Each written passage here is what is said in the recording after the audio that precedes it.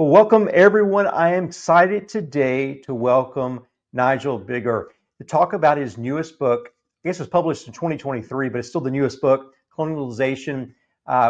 There is an implicit, I guess, hatred towards the topic from a subsect here in America, and also I believe in the entirety of the Western world that I definitely want to get into.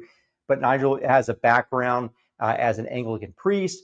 He has a background in theology and ethics. And so we definitely want to dive into this topic. Nigel, welcome. Thanks, Rick. Nice to be with you. Thank you for coming. There seems to be a hostility towards the Western world over the authority that we have allowed to pervade into other countries through imperialism, through other sorts of activities that allow us to be expansive in our cultures, expansive in our economies, and expansive in our general dominion as states that are primarily from the Judeo-Christian ethic, that we have this expansive mentality built into us. Why did I write this book? A life full of meaning, achievement, and hope often seems unreachable for Western men. But now in these pages, an offer is lurking, waiting, expecting, daring you to seize it. This is an offer to give up being a victim to forever arise a victor. Visit rickwalker.com. Walk us through your perspective of the relationship of colonization to power and authority, and what we get wrong and what we get right when we think about these three subjects. So, Rick, you're quite right. There is a lot of hostility toward colonialism, often, frankly, more among university-educated white Western people than among the children and grandchildren of people who are actually colonized in Africa and elsewhere. I mean, the reason for the hostility is the assumption that colonialism was racist, that it was exploitative, and that it was oppressive, and that you can equate colonialism with slavery, right? So if that's what you think it was, then you bet you'll be hostile to it, and so should you be. The problem is that historically that's not what it was. I mean, sometimes it was, but sometimes it wasn't. So there are a whole set of assumptions made about what colonial endeavor and colonial government and empire in the past was that are considerably false. And so one interesting question which we might get onto is, why do people buy into this false narrative? But you're asking about issues of I think, domination, dominant power, and European colonization. Well, yes. The reason that you're sitting in the United States at the moment was that Europeans came from Europe to North America in the 1500s and increasingly in the 1700s.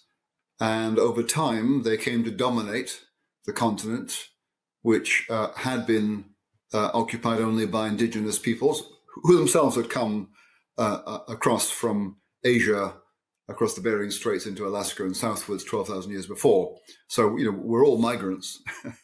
Yes. But yes. So yes. Colonization involved dominance.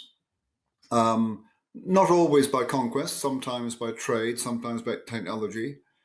But it's important when thinking about power and dominance to remember that at different points in history, people with non-white skins dominated. So in the late medieval period, in the 15, 16, early 1700s, around Europe, the Ottoman Empire dominated. That was the dominant power, and the Ottomans and the Arabs actually invaded much earlier in the 8th century invaded as far as the center of France. So white people haven't always dominated. Non-white people have at various points dominated. The domination of one people by another, I'm afraid, is a fact of life. And we face a future where either the world is dominated by the United States with its Western allies, or it's dominated by China. So my main point here is that European domination of the world in the 1700s and 1800s, early 1900s, yes, that was European, but domination is not a peculiarly European exercise. Yes, that makes a lot of sense. The idea that dominion and authority and domination specifically are negative attributes seems to be skewing the talking points, skewing the reality of what's occurred, because it seems to me that there's been a number of benefits that have come through strategic domination ever since 300 BC, where you've got Alexander and Hellenization that occurred throughout a great swath of the Earth's settlement. The linguistic I guess the linguistic alignment that set the course for the Gospels to be permeated in other cultures, that seems to have been highly beneficial, not only from Christendom, but also for the morality of the greater world. But Yeah. I would assume that there are other benefits that have occurred over time from this state of domination of one culture against another. Yeah. So let's just linger for a moment on the word domination. Most people, and certainly people in my circles, tend to regard domination as a bad thing. I disagree. I think domination is a fact of life. The only question is whether the dominant party dominates well or badly. And it's wrong to assume that domination, as you're implying, it's wrong to assume that domination is always bad. I mean, yes, domination is bad if it always screws the dominated and serves the interests of the dominating, for sure. But that's not always the case.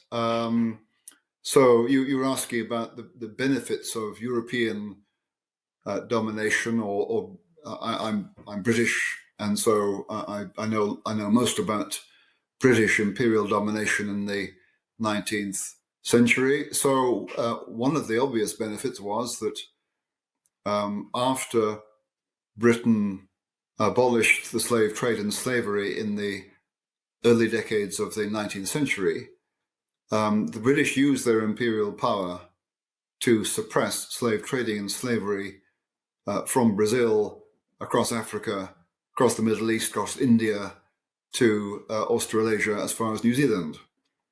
So, and they suppressed slavery partly through diplomatic pressure. Now, diplomatic pressure can be a form of domination, but they also used the Royal Navy. So they used guns to discourage slave trading. And so the beneficiaries of that use of superior imperial power, imperial domination, were the liberated slaves. Okay, so that's a clear case where domination can benefit people. Another clear case was during the Second World War. Your country, the United States, of course, was a major player in that, but so was the British Empire. And between May 1940, when France fell to the Nazis, and June 1941, when Hitler unwisely invaded the Soviet Union, the British Empire offered the only military resistance to Nazi Germany, with the sole exception of Greece. And the beneficiaries of that contribution were eventually those who were liberated from Nazism. So it's wrong to think that domination is always bad. Sometimes it serves the weak, because it comes to the aid of the weak by dominating those who would oppress the weak. But I mean, the European colonization and in particular British colonization brought other benefits as well. For about 90 years from the 80 years from the 1840s to the 1920s, the British Empire promoted free trade, and among other things, that allowed Indian entrepreneurs to come to England, send their sons to Cambridge University, to observe industrial processes, to take back to India plant and expertise, to build textile mills and steel mills. By the 1930s, I think India was the third or fourth largest producer of steel in the world, and the owners of the mills were not British; they were Indian. Yes. That's how the Tata conglomerate that now I think employs 60,000 people in Britain.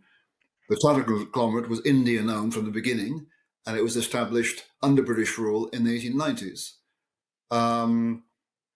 So there was that, and there was also the export of liberal institutions of a free press, and also an independent judiciary, which were often the press was owned not by Britons but by Indians and Africans and Chinese in Hong Kong, and often the press was severely critical of colonial government in a way that the press in contemporary China or contemporary Russia cannot be free to criticize Chinese or Russian government. So yes, British and European imperial dominance in that period brought benefits.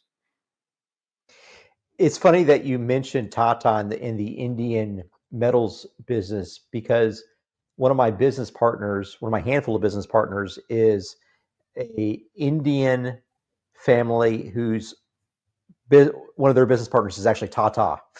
Is that right? One of Right. Yeah. One of the organizations over there, and they're very, very, very large in metals trading, specifically into and out of China, and obviously India and a number of other countries, specifically in Africa. And what I've learned over time is that these people, they have a ingrained ability to negotiate that is far superior to any of us in the Western world. For instance, I grew up fairly poor. We grew up in a 2-bedroom house. I was the first member of my family really to go to get a 4-year degree, and I've read dozens of books about negotiation. I've done lots of negotiation, but my business partner, his whole family has been doing exclusively trading for 1,000 years.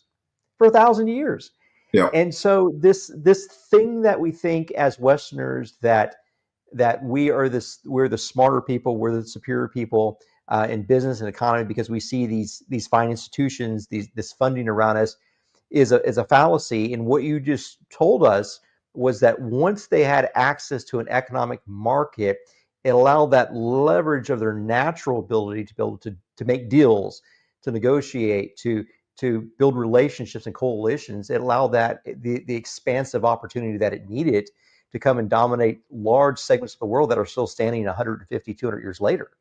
Yeah, that's absolutely right, Rick. Why did I write this book?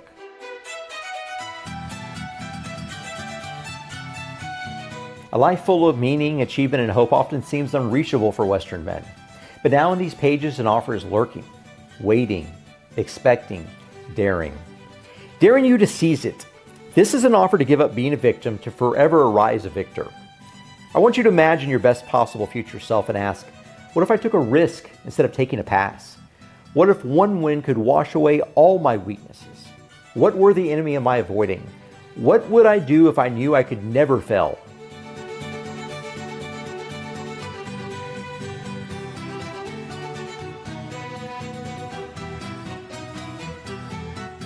Imagine it: unbeatable focus, unstoppable passion, incredible resilience, true honor, flourishing family, and more, much more. Everything you need for a life of true and deep meaning. The once impossible is now accessible in 9 steps. You see, I want to rip away the comfort now enslaving your potential. I had to discover the steps the hard way, hidden where I least wanted to look, and the abandoned genius of ancients, the hard-won wisdom of warriors, the overlooked art of the masters, and not surprisingly, within my own failures. To walk these steps is to undergo a profound evolution, as I personally experienced and now I share for the first time. Your personal journey begins now. Transformation starts with a single step.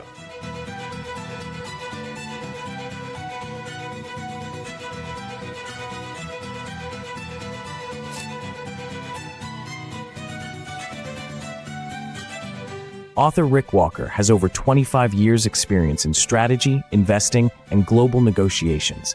1 million men have benefited from his lectures and interviews with the most accomplished leaders alive. Now it's your turn. He learned from his failures and successes in his 20s and 30s as he scaled multiple businesses and nonprofits across dozens of countries, simultaneously, building better coalitions and destroying dysfunctional ones. That's why, for years, the world's elite have privately sought Rick's proven steps, self-improvement tools, and life turnaround principles in their deepest struggles. So from the ashes of unemployment I rose, not just to work again, but to build the employment of thousands. From heartbreak's hollow echo I learned not just to love again, but to lavish it without limit. From wandering lost in the wilderness, I found not just a path, but a purpose that burns eternal. So what do I want for you? What do I want to see after you read this work? I wish to see you rise, invigorated by love, to live with purpose, to strike with fire, to emerge from shadow into glorious light, to love boldly beyond mere affection, to journey toward eternal meaning, to wield courage in the face of darkness, to slay the evil you see in the world, to be forged into ferocity no storm could ever silence, and to never go back. So it's your turn to unlock your mind, to seize happiness, then to deserve power by taking up the responsibility that you've been avoiding. Let me be your guide so that you too can build a life of true meaning in 9 steps. Available everywhere beginning July 5th in print, ebook, and audiobook. Visit rickwalker.com.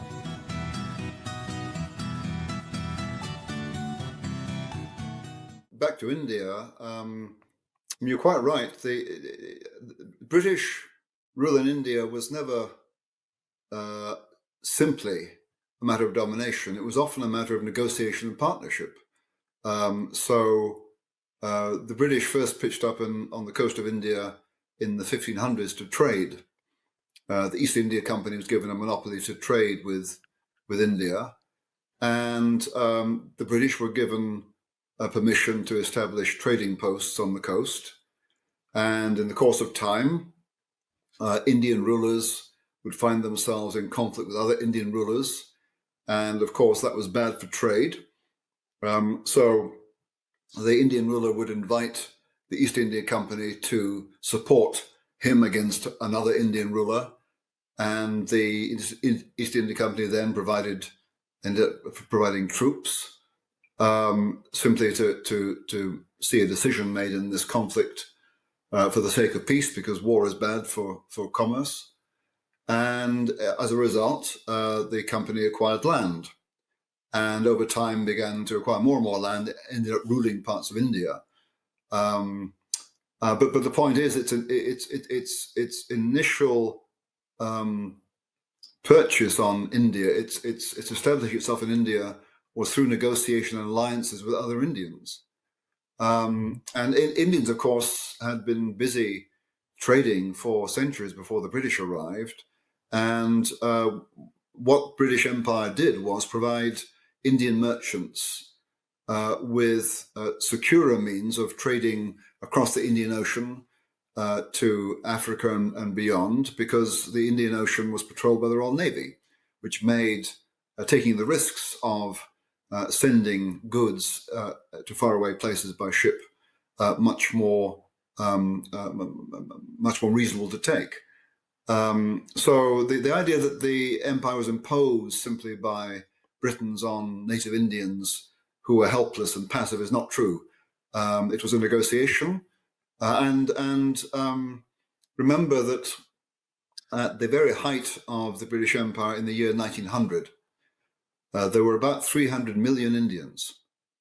And how many British people were in India in 1900? 164,000 people total. Wow. So at one point, the Governor General of India made a remark that if every Indian threw a grain of sand at the British would be buried. So that this sense that the number of Britons in India was tiny, and therefore British rule couldn't possibly survive without, one way or another, getting the consent of Indian elites and Indian people. Yes, yes. It seems to me that there have been just a handful of things that have really been world changing. Obviously, the printing press have been really world changing, but the idea that the security of the trade had such a massive impact, I never really realized that before until you just said it. That was a high benefit of having this relationship between the English and the Indians. And it seems to me also that one of the great advancements that came thousands of years ago is the idea that currency could have a fungibility about it, so that we wouldn't have to carry our rice and our chickens around with us to trade. We could hold this currency in our pockets, and we travel from geography to geography and be able to acquire what we need and what we don't need. But that this money had flexibility, had utility there. And it seems to me that secure trade is also another element of fungibility, in that you have options, and the optionality that was given by the English to large swaths of the globe, North America, uh, many times, Australia, India, uh, large parts of Africa that just benefit from the sheer power and dominance of the trading company and the British fleet, just have had cascading effects um, among us for centuries now. And so I guess from your perspective, the it seems to me like a lot of this started happening when the shipbuilding technology and the navigation technology, the navigation, I guess, capabilities begin to take root in societies, and allow us to go further out into sea, further out to be able to dominate trading lanes, shipping lanes, and so forth. Um, what role does sort of the technology advancement, even going back centuries to shipbuilding and navigation, what role does technology advancement have with the role of I guess Oh, uh, you know inter trade with large regions like this?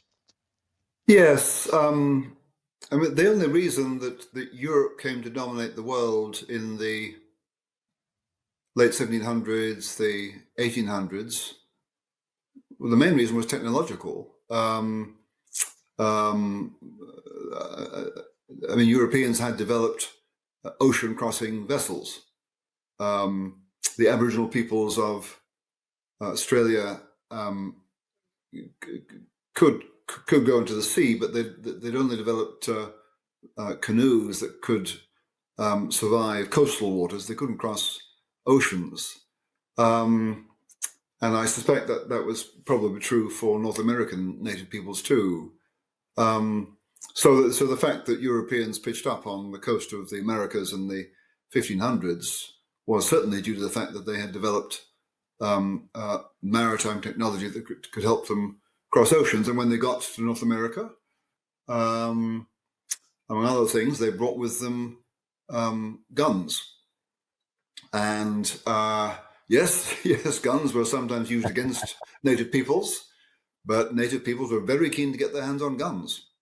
And among the things that were traded with Native American peoples was guns, because the natives used them against each other.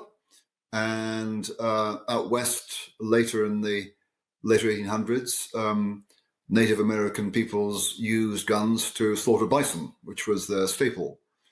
Um, so, without a doubt, superior technology is what brought Europeans to dominate the world at that time, and that's why that domination won't happen again, because Europe lost its competitive edge over time. So without doubt, technology has a lot to do with domination. Um, Trying to think of other examples. No, I think those are probably the main things I'd say there. Okay, that's very helpful. That's very helpful. And I think we see technology, as you were speaking. I was just thinking about the Houthis, who have at times been able to block trade along the sort of the eastern shore of Egypt, at times just by their use of drone technology, when up to about 20 years ago, you really needed a massive economic force to stand up a massive navy, and it required $1 trillion plus in real day dollars in order to stand up a military that could Yeah. actually effectuate a blockade, and that cost has just declined significantly because of the technology that the Houthis are using. And I imagine we'll see more of that. Yeah, so I mean that's a prime example of a way in which the development of technology and the production of it, the mass production of it, so it's more readily available, can very quickly change the calculus of domination. So that a dominance that was secure is no longer secure. Yes, yes. And so those who are anti-power, and I hear a lot of this in certain elements, certain areas of YouTube, for instance, where people are talking about power being a negative thing. How do we fight power? How do we combat power? Um, how do we mitigate it? And it seems to be a certain type of people that always talks about that. So as someone that is studied in the area of morality and ethics, what should the proper perspective of power be? What is power, and how are we to think about power? Now, Rich, you're quite right. A lot of people regard power as a bad thing, or at least say they do, especially Christians. Power is Yes. it's a dirty word. But here's the irony. I mean, people who complain about power. What they mean is they complain about the fact that other people have got power, and they complain about it because they want it. so, so, the truth is, power is simply the ability to do something. And if we want to do something, we need the power to do it. Now, there may be social and economic and political structures that give too much power to certain groups of people, and it may be that some people abuse power, but everyone wants it, and so one needs to treat with some skepticism those who complain about power, and also, yes, I mean, when people complain about power, they're complaining about power that they regard as unjust or they regard as oppressive. But power itself is neutral. As I say, if you want to do anything, you need the power to do it. So the only question is, do you acquire power justly, and do you exercise it justly? But power itself, I regard as morally neutral. But you're absolutely right. A lot of people unthinkingly talk of power as if it was a bad thing. That's not true. It seems to me that when I read from the East, I'm told to empty myself of desire, empty myself of want. And when I read the New Testament, I'm told that Christ humbled himself and emptied himself, became obedient as a servant, be obedient to death, even death on a cross, and therefore he was exalted. That there's something intrinsically good about humility and emptiness is there. But in the same book, if I flip back a few chapters or a few centuries, I read about David, I read about Solomon, I read about these great warriors, these great wealth builders, who are also, it seems to me, quite pleasing and quite effective in what they did. And so that tells me that there is, like you just said, there's not necessarily a positive or negative about power. It's probably more about in whose hand the power exists. Maybe Well, it's more about the why. Go ahead. yeah, but there's also a contrast there. I mean, you talk about David and others in the Old Testament. You're talking about political power, and in Jesus' case, he wasn't of the right social status to have any political power. I mean, I think the guidance that the New Testament can give us in terms of the exercise of political power is not straightforward. because Jesus is not Jesus, and the apostles weren't usually addressing people who had power; they're addressing other people. But one thing one can learn from the New Testament is that there are different kinds of power, and in a certain sense, Jesus refusing to retaliate, his insistence on confronting his opponents, not flinching from Jerusalem, exposing himself to the risk of arrest and persecution and murder, that has a certain power of its own, a certain kind of moral power. And those of us who believe the New Testament, we believe that it was that Jesus' conduct, his heroic endurance of injustice, was connected with the power of the resurrection. So we have different kinds of power operating here. But as I say, I mean, most people, when they complain about power, they complain about political power. And I don't think one can draw direct inferences from the New Testament to the exercise of political power. Because I guess, some people might say, well, Jesus eschewed political power. He did not succumb to pleas that he should become king of the Jews. Therefore, he rejected political power. Well, no, he didn't. What he rejected was becoming a leader of a militant anti-Roman zealot movement.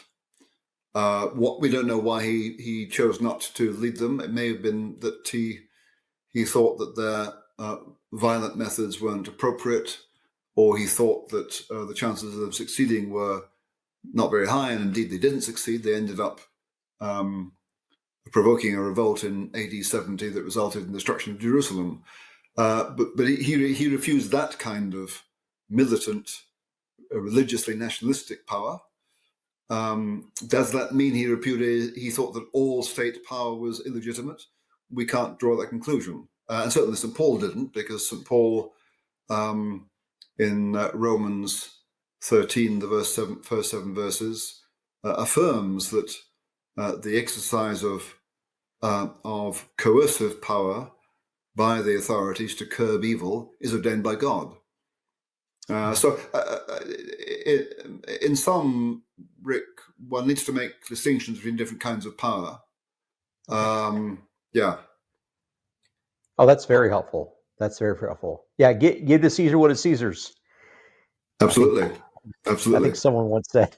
Yes. So you're an Oxford man, and I was thinking before our conversation. I've read a little bit of Lewis over the years, and I was thinking about just sort of comments that Lewis had made about civilization, dominion, conquering, and ethics. And I thought that I heard him say something about this one time, but then when I went to go look it up, I couldn't find it. So you may be able to point me in the right direction of this. I thought that I heard Lewis at one point say something to the effect of, "It's always an evil for a lesser civilization to conquer a greater civilization." Oh, I've not heard that one. Okay. But if he meant a kind of a morally lesser civilization to overcome a morally superior one, well, that's bad news. I mean, if the Nazis had prevailed against the liberal democratic allies, that would have been bad. And the fact that Stalin's Soviet Empire prevailed and came to dominate Eastern Europe was bad for Eastern Europe. So Lewis could well have said something along those lines. Okay. It's entirely possible I fabricated it, or I wanted him to say that. If I indeed did. It makes, in If a I read it, it someone was might have 15 said it years makes ago. Yeah. sense. Yes. Yes. Yes. No, I appreciate that. There is, there seems to be something within the British ethos when I think about figures like Churchill and I think about figures like Wilberforce, who have been the purveyors of good, and but they're from sort of opposite types of perspective. I think of Wilberforce as sort of that good, strong Christian, upstanding man, and I think of Churchill sometimes as a little bit Trumpian, if to use a phrase, a little bit of an outsider there. What is the sort of the British thought on those two figures and many any other figures that were that, like, for the rest of the world, they seem to be two bulwarks against pervasive evil in our world, and they seem to just be guys that just have stood the test of time and even gotten more popular over the years. Yeah, so Wilberforce was remarkable. He, unlike Churchill, he was a confessing Christian. Not quite clear what Churchill was. He wasn't anti-Christian, but he wasn't certainly wasn't an evangelical Christian like Wilberforce. And Wilberforce remarkably committed himself to the campaign to abolish slave trading, first of all, and then slavery. And that campaign took him 50 years. It took him most of his life.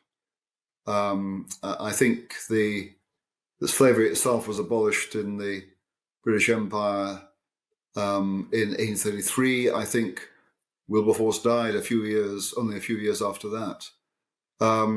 So Wilberforce's strong humanitarian commitment to abolishing the enslavement of some people by others, and his perseverance over 50 years was, I think, admirable and heroic.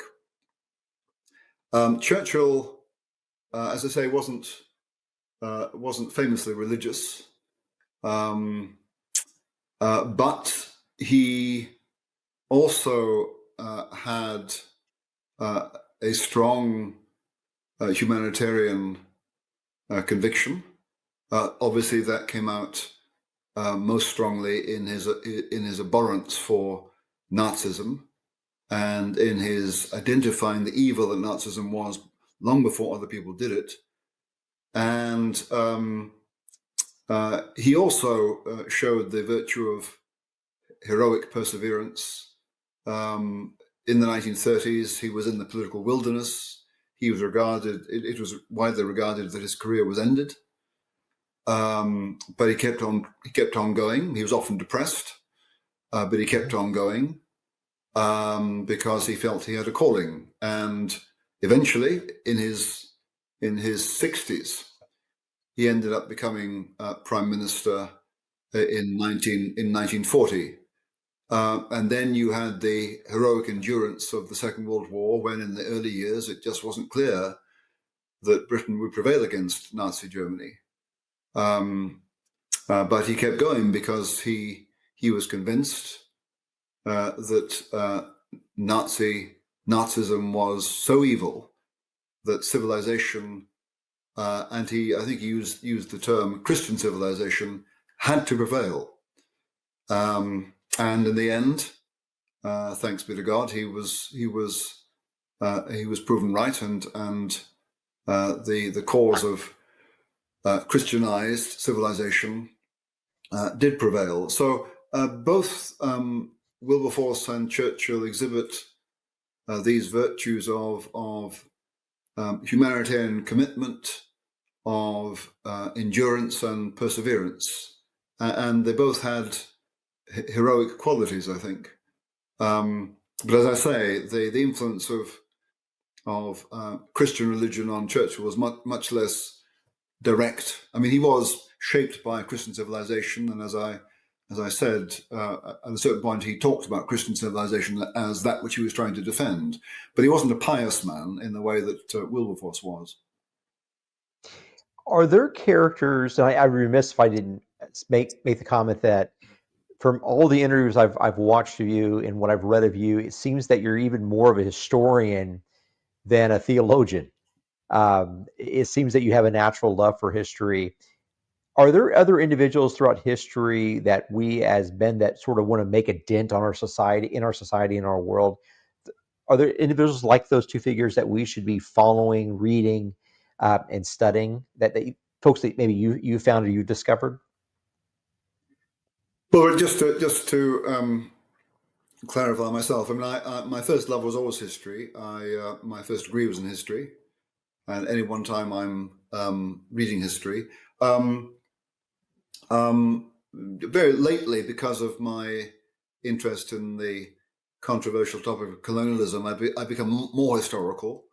But whatever I do, I remain a Christian ethicist, and my ethical views are shaped by Christian theology. But actually, for the last 10 years, probably 12 years, I've become aware of the way in which my historical knowledge shapes my ethics, because what history does is it gives you lots of examples of human beings in difficult situations. And what I use historical cases for is to try and sharpen up my moral principles and make those principles face realities and see if the principles can survive facing reality. So in 2013, I published a book called In Defense of War. And that probably was the first time that I'd begun to deploy my historical knowledge in order to make my ethics grow up and become real. So I wouldn't say I've stopped being a Christian theologian. I haven't, but certainly the historical interest has come to the fore in recent years. Now, Let me jump in there real quick yeah, before we get the figures, if you don't mind. I yeah, apologize. It seems that you have been more helpful to those of us who are trying to understand the morality and the moral and theological implications of what we see happening, because as they would say, like in the ladder abstraction, where you have the ethereal up here and you have sort of the grounded here, you're playing in the lower half a great deal. And so when you put the theology and the moral lessons within the context of history and actually the real world, the natural world, not the ethereal, it's more relatable, yeah, and it yeah, help it is it's a smoothing, it's a lubrication of the education from my perspective. And so I want to thank you for that. But I didn't mean to interrupt you. We're talking about great historical figures that we should be aware of. Sorry. yeah. Okay. Yes. Just on that point, though. I mean, my complaint about a lot of Christian ethics is it hovers at a level of abstraction above human realities, and therefore it misunderstands human realities because it doesn't actually look very closely. So I can do the I can move upwards, as it were, to explain in less concrete terms, more abstract terms, why I use the moral principles I do when I start to engage with stuff at ground level. But I think most people are not given to abstractions, Rick, and I think therefore it's helpful to try and think ethically at a concrete level. So back to your question about people in history. I mean,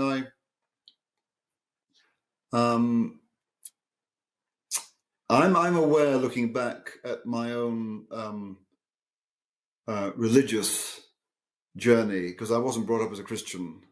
I chose to become Christian at the age of 13. I'm aware that repeatedly I've been really impressed by heroic individuals who stand up and stand out for what's true and what's just, and risk the consequences. Jesus, of course, is a prime example of that.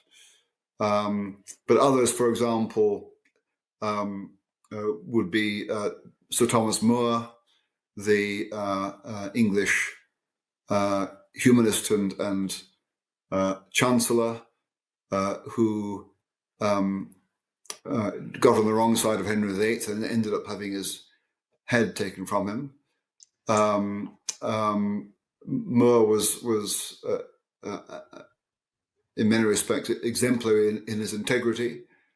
What I've also found out on reflection, Rick, is that much of the inspiration for many of the stories I've found inspiring, I came across through film.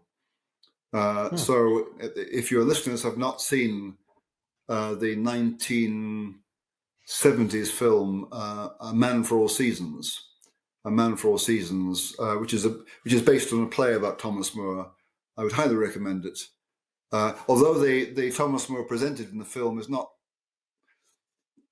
strictly historically accurate, because the More there is much more liberal than the real Thomas More was. Still, the Thomas More in that film is an inspiring, heroic, wise figure. So there's that.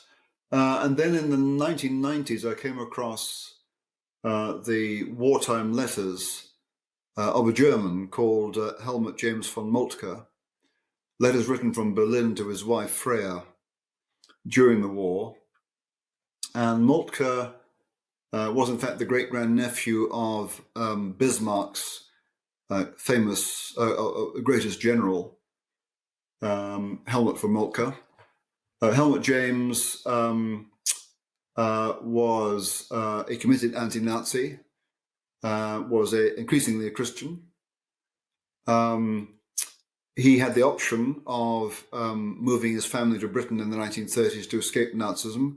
He chose not to because he felt committed to Germany.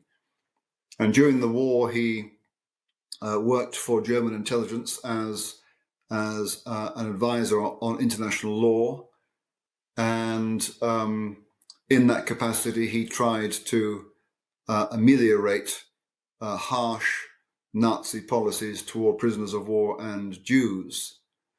And at one point, I forget what the policy was. I think there was a draconian policy toward prisoners of war.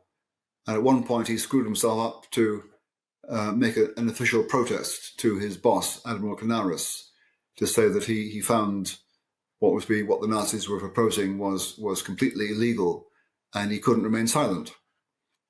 And to his surprise, Canaris accepted his protest and agreed to present it to Hitler. Now, I've no idea whether it had much impact on Hitler. It may not have any impact at all, but Moltke's courage in daring to stand out alone to make a protest of that kind was inspiring. During the war, he held clandestine meetings on his estate, which was in German Silesia, which is now Poland, a long way away from Berlin, where trade unionists and church leaders, Catholics and Protestants, would meet to plan for the reconstruction of Germany after Germany had suffered what Moltke regarded as a necessary defeat, and after Hitler had been removed. Moltke was not involved in the plot to kill Hitler in 1944. He avoided that. He was merely planning to reconstruct Germany after the necessary fall of the Nazi regime. But in 1944, he rang a friend to warn his friend that the Gestapo were onto him. It turned out that Moltke's phone was being tapped by the Gestapo. He was arrested. He was falsely accused of being involved in the von Stauffenberg plot of July 44, and he was convicted, sentenced to death, and hanged in January 45 at the age of 38. So Moltke, I've long been impressed by. I've driven twice from Berlin to his family home in what's now Poland. I met his widow in London in the late 90s. His widow actually emigrated to Vermont after the war.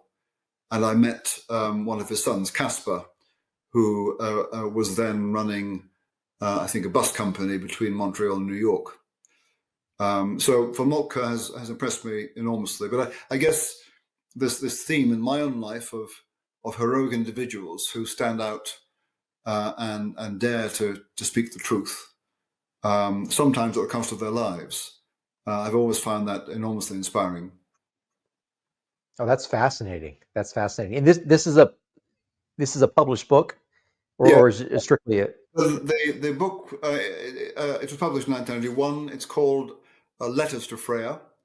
It's published by a New York press, Harville, I think. So you can find it online, and the letters are really, really moving. And then while I'm on this track, Rick, let me recommend to you Yes. and your listeners another film, much more recent, I think 2019, by the idiosyncratic American director Terrence Malick, and the film is called A Hidden Life. And the subject of the film is a real life character called Franz Jägerstätter, who was an Austrian peasant, a Catholic, whose Catholic faith, he thought, forbade him to swear an oath of loyalty to Hitler, and therefore forbade him to wear military uniform. And in 1943, Jägerstätter was arrested and eventually guillotined for his resistance. But the film by Malick, A Hidden Life, is excruciating. It's really beautiful, excruciating, moving, and harrowing. But it tells this story of a very heroic man who could not buck his conscience and paid the full price, and his wife paid it with him. I mean, she survived, but she had to suffer watching what was happening to him. And the film is actually, I think, a subtly Christian film, because at the end of the film, the camera leads you. The camera makes the viewer follow Jägerstätter into the chamber of execution. The camera then fixes your eyes on the guillotine. Then darkness covers the screen, just sheer darkness. And the darkness stays there. But then the camera opens out onto a massive alpine waterfall, thundering, unstoppable, the torrent of eternal life. This is a metaphor for resurrection. Yes.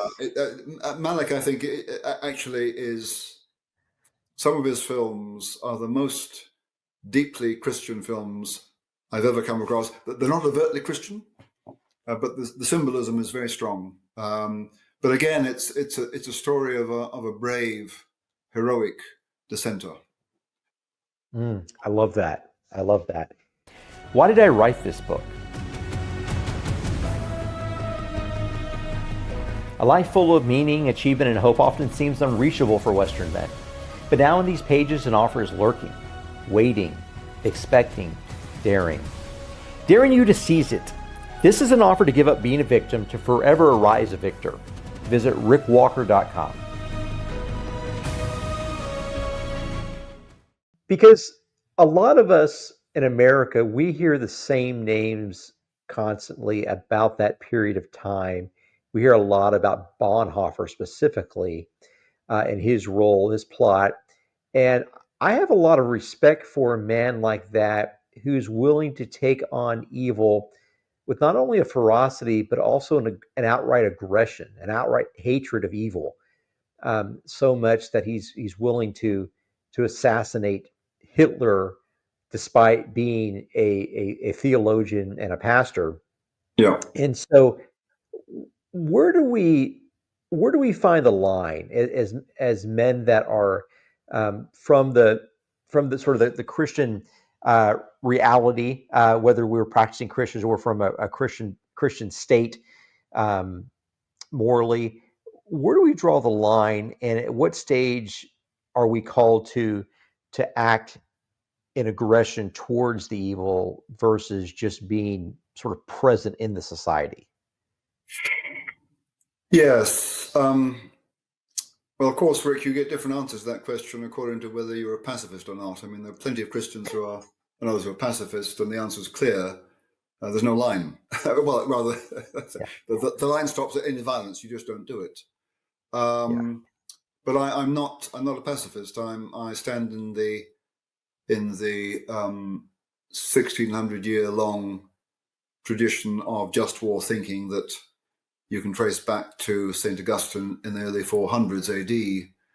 And over 1600 years, the just war tradition has developed. It's the most elaborate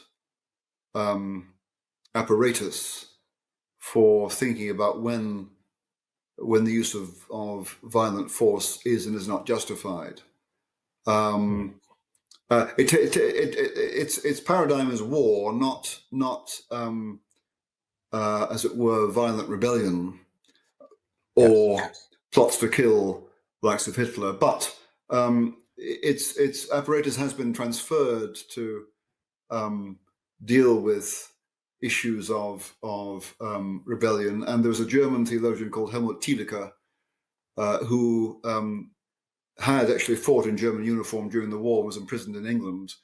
But after the war, he wrote a book, part of which deals with the question of rebellion. And he obviously has the von Stauffenberg plot in mind when he talks about it. And so his view is, obviously, just war tradition says that it's only justified to use violence when there's a very, very grave evil being perpetrated and where innocent people are being seriously harmed by this great evil. So the line is that, there are some kinds of evil that are not so grave that are best put up with or combated by other means, peaceful means, political means.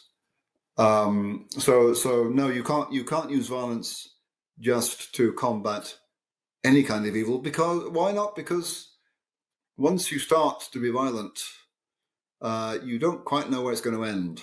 And certainly in the case of war, when you start a war, you don't know when it's going to end or how it's going to end. So you're taking a lot of risks. And of course, violence, when you use violence, people get hurt. Some people get killed. So it's a last resort. And that's one of the marks of the just use of violence according to Christian tradition. So applied to the likes of a tyrant like Hitler, and there has been a long tradition in Christian thinking of justified tyrannicide, of the justified killing of tyrants. But the tyrant has to be really, really bad. And other means of removing the tyrant or containing the tyrant have to be tried or not available. And so the resort to violence has to be a last resort. And one other requirement that Thielicke makes in thinking about the Stauffenberg plot in particular is before you resort to violent means to remove a tyrant, you have to have something to replace the tyrant with. Because if you don't, you're going to just create anarchy and you'll get another tyrant in place. So, I mean, this of course, would be a criticism made of the invasion of Iraq in 2003, that not enough thought had been given to what happens afterwards. So that may have been a criticism. Well, no, I mean, the von Stauffenberg plotters did have a plan for an alternative regime. I'm not quite sure what Thielicke thought of that. But von Moltke, by contrast, was not involved in the plot. He just expected that the regime would be defeated militarily, and that's one reason why he in a sense he wasn't unhappy about the Soviets invading his estate in Eastern Germany, because he thought that this had to happen, the regime had to fall. But he was busy plotting for the aftermath. But in terms of what should guide us with regard to the use of violent force, it would be a very grave injustice, which is causing serious harm to other people, where there are no alternative means of stopping the grave injustice, where it's a last resort, and where you've got a plan for what happens afterwards. Those would be the main criteria, I think. Yes. Yes. Are you hearing an echo? I don't think so. Okay. Maybe it's just me. Okay. Okay. We'll cut that out, Nev. Okay. It seems to me that the British have been some of the foremost thinkers about this connection between warfare and ethics. I think, for example, of Chesterton, who said that good men don't go to war because they hate those in front of them, but because they love those that are behind them. That's very good. That's very good. Yeah. That there is this connection that the weak man, the same sort of people that say power is bad always, will always look at the forward hatred when that's not the reason. They look at the visual. It looks like you're a man's running into a battle to kill other men, and they don't look at the other half of the equation, that the actual why is what's in your heart. It's the love for the people that are behind you. And it seems that all of this is at some point has to be interconnected, of that we have a certain perspective of reality. Um, it's like that. There's always that weak man in every church who is appalled when they read the passage about Christ overturning the money changers' tables, and like that's not his Christ. He's the nice guy Christian. If I don't know if that makes any sense to you, but yeah. So I think yes, I think that people, and certainly Christians, tend to think that violence is always motivated by hatred. Now, sometimes it is. Sometimes the motives are really wicked, and I myself think that the motives of Vladimir Putin in Ukraine are really wicked. And his generals are utterly ruthless with their own people. But it's not true to say that anyone who uses violence is motivated by hatred. I don't think most combat soldiers are motivated by hatred, actually. They're motivated by a very sense of strong loyalty toward their comrades. They're motivated by a sense of self-respect. They may well be motivated ultimately by a desire to stop the bastards on the other side doing bad things to innocent people. So they may be motivated to save their own people, their own families from maltreatment by the enemy. But on the whole, combat soldiers are not motivated by hatred of the enemy. And indeed, I think hatred on the battlefield can often be a liability. I remember many years ago when I was chaplain of an Oxford college, there was a young student of Indian ethnicity who used to come and sit in chapel when I was leading a service. And I knew he wasn't Christian. So at one point I said to him, Alex, I'm very glad you come, but why do you come to chapel?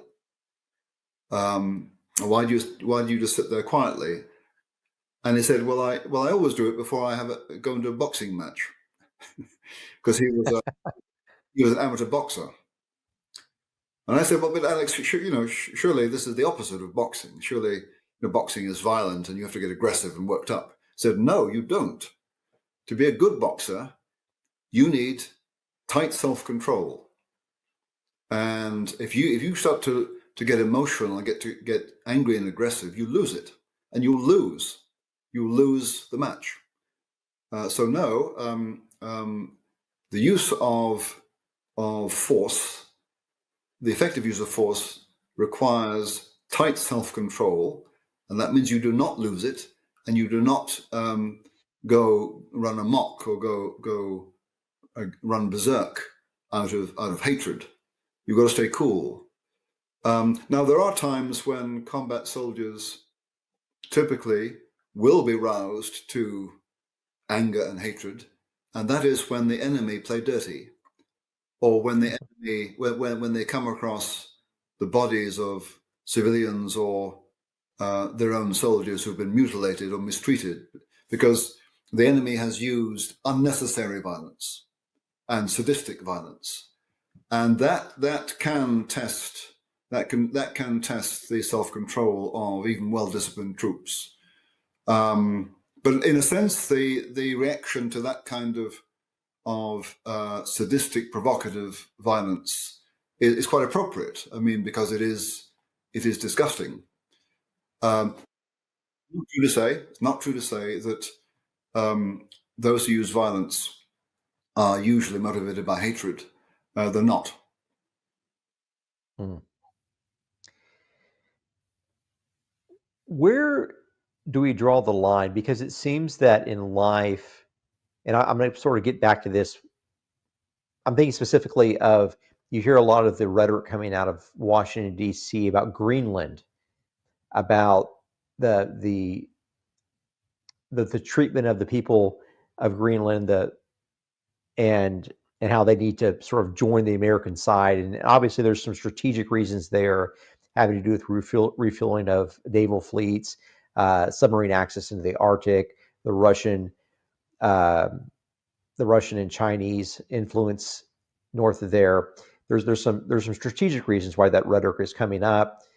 But at some point, I think we get really bad at differentiating between a counterparty and an enemy. We often will put them in the same camp, that everyone that's sort of across the table from us is our enemy, and we're willing to do whatever we need to do in order to win that negotiation. And it seems to me that in that case, for instance, with the Greenland situation, they the Danes are a counterparty, but they can be seen as an enemy. They're trying there's some rhetoric already happening about them as an enemy because of these injustices that have been happening to the people of Greenland. There as sort of obviously as a reason for an increasing American influence in that area of the world. But it happens in our real life as well, when we deal with people that we don't quite get along with, and we automatically put them in the bucket of an enemy, that they have to be defeated. And we don't realize, like the Indians who we started off with, that you don't really have to make people an enemy. You can realize that they are sometimes a counterparty, and there can be some sort of relationship that's built there that's mutually beneficial, that we each extract the value that we want to extract. We each sacrifice that which we want to sacrifice, and we walk away. Um, do you get that sense that we get our counterparties and our enemies mixed up today? Well, I certainly think that President Trump's method is counterproductive. I mean, yes, the US and the Western world may well have an interest in the security of Greenland. We all might have an interest in ensuring that Russian and Chinese hands don't end up in control of resources in Greenland. The Greenlanders may have an interest in that. So do the Danes. I don't know enough about the history of Denmark's relationship to Greenland. I'm aware that some people in Greenland feel aggrieved at Denmark's treatment, but as someone who has often has a sympathy for the senior partners in a colonial relationship, I don't always take the complaints of dependent peoples at face value. I mean, there are a variety of motives there, and the Danes are a pretty liberal people. But I do think, I mean, the effect of President Trump's manner, his rather insulting, aggressive manner, has to get everyone's backs up. Even the Canadians feel. I mean, President Trump has done the Canadians a service of causing a revival of Canadian nationalism, and even the Greenlanders who may be unhappy with their treatment by Denmark, I don't think want to be taken over by Trump or the US. And the Danes certainly resent Trump's threats. So it seems to me, if you want to achieve something, there may come a point where you have to twist their arm or use force. But initially, you don't help your own cause by causing people to feel needlessly humiliated or insulted, because that just makes them stubborn. And I really fear that President Trump's manner has made all sorts of people, not least in Southeast Asia, feel threatened and more inclined than to ally themselves with China. And that's totally counterproductive. So I do think, although the use of force may well be appropriate in a last resort, it's really foolish to make needless enemies out of people actually with whom you've got common interests and who, under the right conditions, might give you what you want. I mean, I could see, under the right conditions, Greenland giving the US more access to Greenland in terms of bases, in terms of resources. I don't think insulting the Greenlanders or whatever, threatening to walk in and take over, is going to help that. So I think there's a time to be aggressive, and there's a time there's a time to be aggressive. I think there's never a time to be insulting or humiliating, because that doesn't achieve anything, frankly, except getting other people's backs up. And there's a time also to be self-restrained and to negotiate, because the other parties may well recognize that what you want is in their interest too. Yeah, I think so. Just full disclosure, I've spent time in private with President Trump. I know family members of him, and all that I know is I don't understand the full reality of what's happening. I don't understand what's happening in his mind. I don't understand what's happening in the deal, because he's obviously trying to make a deal of some sort.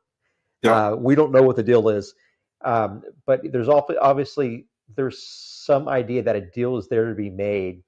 And what I suspect, this is just my take on it, that the words that he is speaking that come out as a threat or humiliation, that he is putting that out there not for the fact of making it a humiliation, not a fact of making it a threat, but because he realizes from his background, his strategic background Yeah. in deal Yeah. making, that aids the negotiation going forward. Them having heard that, so Yeah. I think there's a disconnect for people that are some really great negotiators between the words that they say, that there's that the state that the content of the words that they say, and the reason why they say that. Case in point, I'll go back to my Indian business partners. The reason why they've been so really great is they very rarely take a hostile position in negotiations, because and they very rarely negotiate extremely hard the first round, um, because they always know they can retrade throughout the relationship. And there's always a reason to retrade. I wasn't aware of this. You didn't tell me this.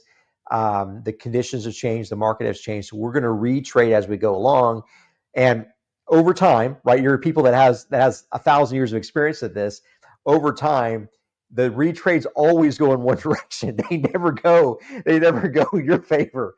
That's an interesting thing there. But it's fascinating to me, just the idea, because people like you and I, we don't work in that world where the words we say are statements of fact and of personal feeling.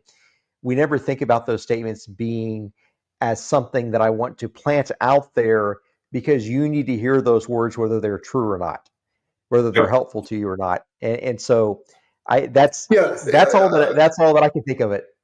yeah. I mean, I hope you're right about President Trump, because we all need, well, those of us who prize liberal democracy, the West, generally speaking, we need America to be strong, and we need America to have lots of friends. So I hope you're right. Certainly, there's absolutely no doubt that uh, um, President Trump's rhetoric has shaken Europe up, and made it, for the first time, begin to take seriously shouldering more direct responsibility for its own defense. I mean, that should have happened decades ago. It's been happening a bit more recently, partly under even in response to the first Trump administration. But Trump's more recent rhetoric has got people moving here in terms of defense that in a way they hadn't been before. I mean, I hope that America still stands behind NATO, because Europe's not able to stand on its feet immediately. But I can see the efficacy of aggressive rhetoric to make people wake up who have resisted waking up for a long time. But yeah, one needs to be careful not to alienate people needlessly, because that makes it much harder for you to get the deal you want. Because sometimes, even when reaching a deal is in our interests, if the other party has humiliated and insulted us, we might even jeopardize our own interests because we're so angry. Because anger and resentment can make people make decisions that are against their own best interests, and it doesn't advantage you to make them do that. Yes. Yes. Oh, that makes a lot of sense. I want to talk about for a second the sort of your writing process and your publishing publishing effort, trying to get colonialism out, and remind people to go buy this book. Excellent read. Yes, please. I heard you had some trouble with your first publisher. Can you tell us about that? Yes, Eric. So I was commissioned to write that book in 2018, and I produced the manuscript at the end of 2020. The deadline was 31st of December 2020. So at 3 p.m. on the 31st of December, I pressed the send button and off it went, with a whole 9 hours to spare. And then, well, I got under the wire just. Yes, that's what counts. And then in early January 21, the fellow who had commissioned me to write this book on behalf of Bloomsbury Publishing, he wrote back and he said that he was speechless with admiration for the book's comprehensiveness and rigor. He said it was one of the most important manuscripts to come across his desk in years, and he predicted sales of up to 20,000 copies.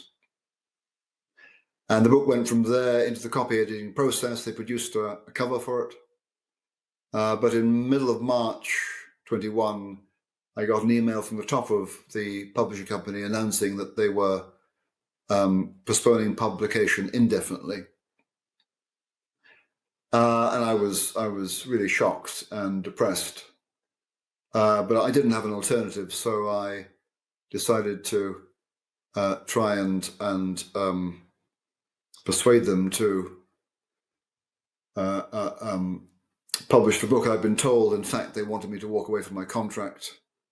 But I said to them, okay, so the book is not, you don't want to publish a book immediately. Why is that? And they said, well, because public feeling is unfavorable. And I said, well, there's lots of public feeling out there. Which public feeling are you worried about? And they couldn't answer me. And I said, well, you say you're postponing publication because public feeling is unfavorable. when do you think public feeling will become favourable? When might you publish it? And they couldn't answer that either. And in the end, they, in effect, returned my contract. Fortunately, another publisher came along in August, and William Collins, a branch of HarperCollins, published the book in February 23. I had heard that what happened at Bloomsbury was that junior staff had protested. Some junior staff had protested at having to work on material they found offensive, and therefore the publisher decided to can it. The decision by the publisher not to publish was not commercial, because they've been told by their commissioning editor that it would sell up to 20,000 copies. Well, in fact, he was wrong, because to date, Colonialism, A Moral Reckoning has sold over 65,000 copies. Wow. So Bloomsbury made a bad commercial decision, and they made it for some reason because the senior management could not resist protests by junior staff. The irony of the situation is that they protested because they did not want to work on a book they found morally reprehensible. I think is the word you say. I think when the reality is the junior staff went to protest against the idea of work itself. Yeah, although work itself. It's. I mean, young people, we all know, can be very dogmatic. Yes. We all were.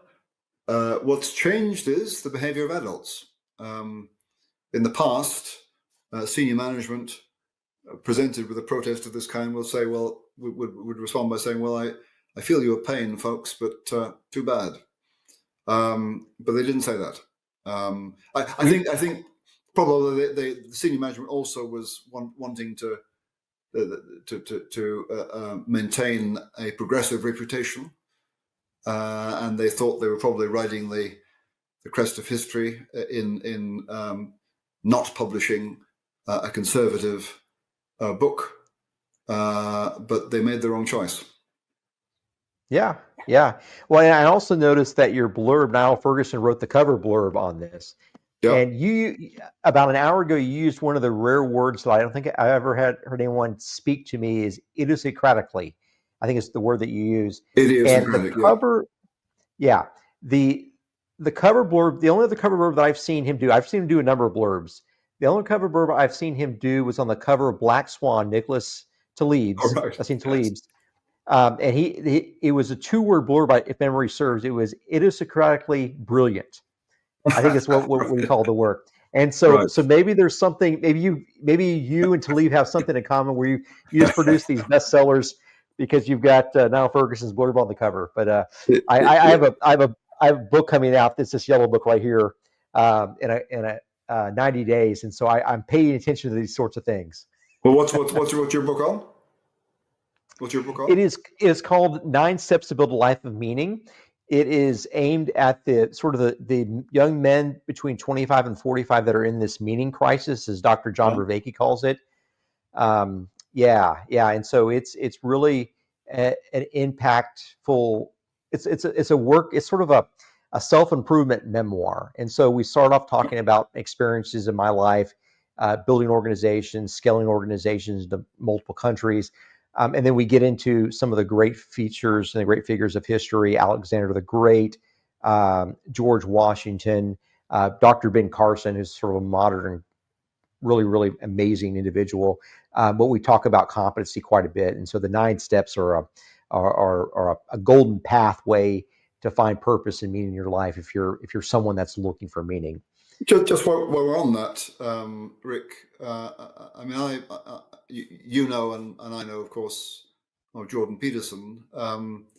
He has an extraordinary following, particularly among young men, I believe. And I've often wondered what the appeal of his gospel is for young men. Do you have a sense about that? Yeah. And so it seems to me that it's derived from three sources.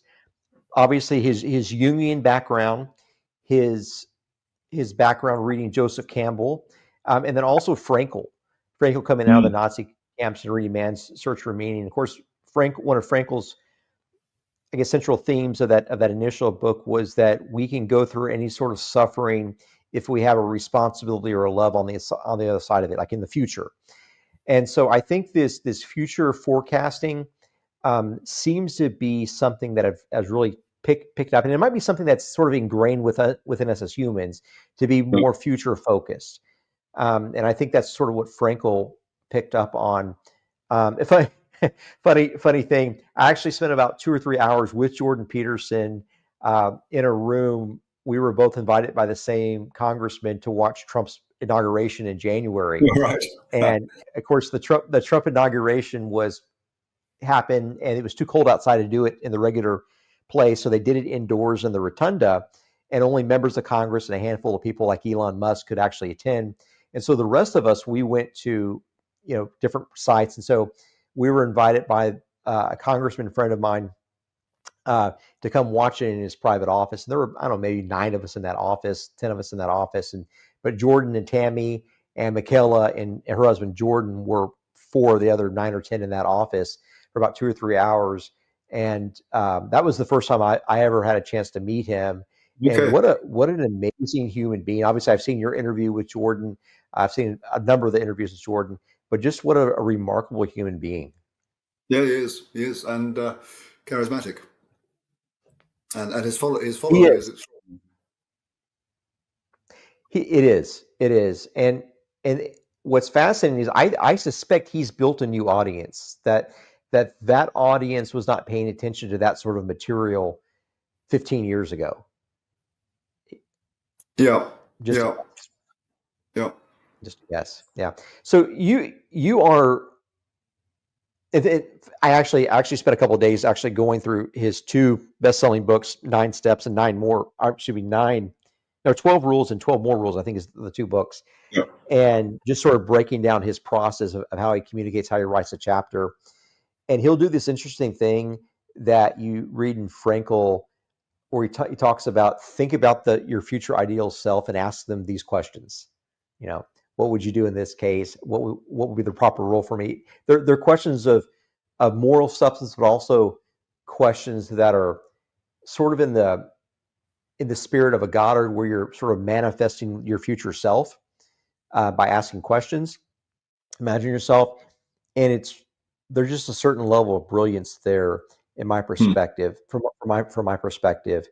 But in your own writing, you're sitting out on the coast. I want to at least get you to inform us, sort of amateur wannabe writers. Um, what is your writing process when you're there on the coast specifically to write? What does your schedule look like when you get up? What does that day look like? So I've become much more. I mean, I've done a lot of writing lately, and I've become much more efficient. I used to have kind of um, writers, not writer's block, but much more hesitant to put pen to paper. Always worried that if I started, I'd find I had nothing to say. But over the years, I've learned I have plenty to say, so I got over that. Um, so I sit down. I sit down and write much more readily now. I also write a lot for the press, so I know that I can produce a 700, 900 word, 1,000 word article in a few hours, provided I have something to say. My confidence has increased over the years. But certainly, for a long time, my pattern has been to write in the mornings, and ideally, I'll get up early. So I'm lately. I'm getting up at 6:30 in the morning, 6 o'clock in the morning, and write before breakfast and carry on writing till noon. And the pattern has been that I write in the mornings and other stuff gets done in the afternoons. Um, the danger is that, in order to write, you need to abstract yourself from the rest of life. But you know what? Life carries on, and other things keep accumulating you have to do. And there comes a point where if you don't do the other things, you become anxious and distracted and you can't write. So what you need to do is set aside time every day to keep the other things under control so that when you come back next morning to write, you're undistracted. But what I need most of all to write is undistracted time, blocks of time. My wife and I, we live in Oxford, which is a small town, but we have this flat on the English coast in a town where we don't know many people, and I can come down here and write continuously for a week.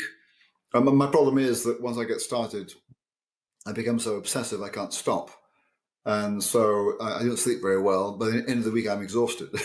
So I have to, my wife has to come down and rescue me and return me to normal life. Because I guess what I should be is more disciplined in the sense of learning when to stop and refusing to go back to it until the next morning.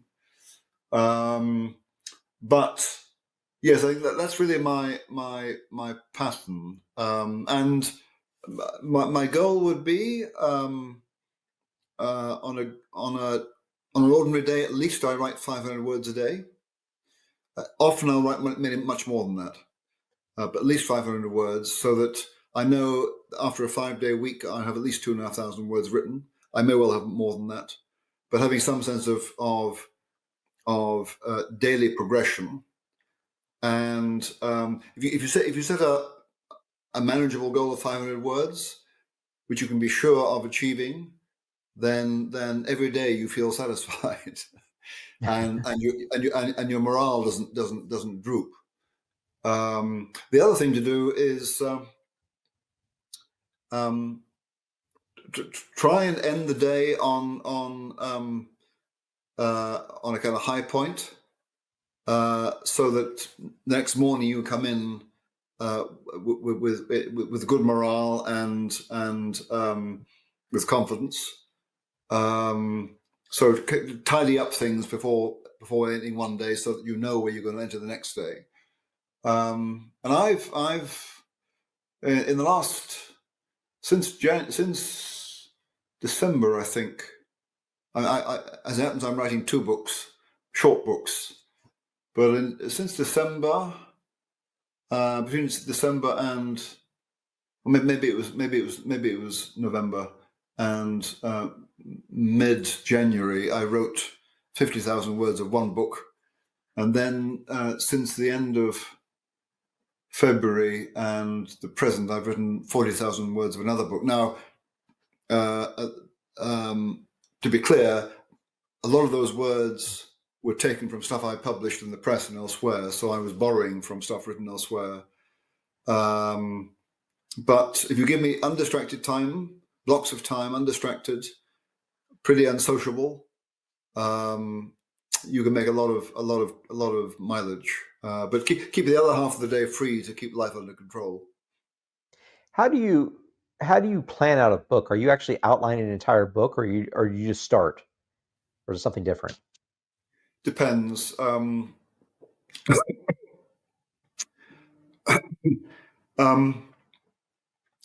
the latest book, which is on why slavery reparations don't make any sense, I knew exactly what I wanted to say. I've already written it in shorter form. So there, I could map out the chapters straight away. But that's not normally what happens. Normally, I will have a hunch of how it's going to develop, and I might have a kind of skeleton outline. But the book takes form as I progress, and I write one chapter, and then what needs to happen in the next one becomes clearer, and I'll revise the structure. So no, I very seldom sat down with a kind of clear structure that I then fulfill, because the process of writing is the process of thinking, and I don't normally have my thoughts all worked out. And in this last case of the slavery book, I did. That's quite rare. Normally, the process of writing is the process whereby I work out what I think, and before I start, I may have hunches about what I think, but the process may change what I think. There's a quotation I've long been very impressed by, which originated, I think, from the novelist E.M. Forster, who said, "How can I know what I think until I see what I've written?" I think in fact it was, "How do I know what I think until I see what I say?" But it applies to what I say on paper. The process of writing is the process of thinking, which is why, in a sense, my advice to anybody who wants to write is don't spend time working out in your head, thinking. Start to write. Then you'll figure out what it is you want to say. And when I supervise students writing dissertations, I say, keep going to the end. At the end, when you're at the conclusion, that's when you know what you want to say. Then you can go back and revise. I mean, thank God we live in an age of word processing, because I started off my career as a student. I used to handwrite essays in 1970s. So you couldn't go back easily and revise. That's why the act of putting pen to paper was so anxiety making, because this was the first thing you wrote. The first draft was the last one you wrote. Whereas now we know we can go back and word process is easy. But so my advice is start to write and you work out what you think. Well, I love that. I love that. Let me ask you a question. Go back to the success of this book. And I look at some of your media appearances. I think about the Jordan Peterson interview, the trigonometry interview. You had John Anderson interview. You look at all those. Were you able to go back and sort of identify which appearances had dramatic effects on your book sales? No, I haven't done that.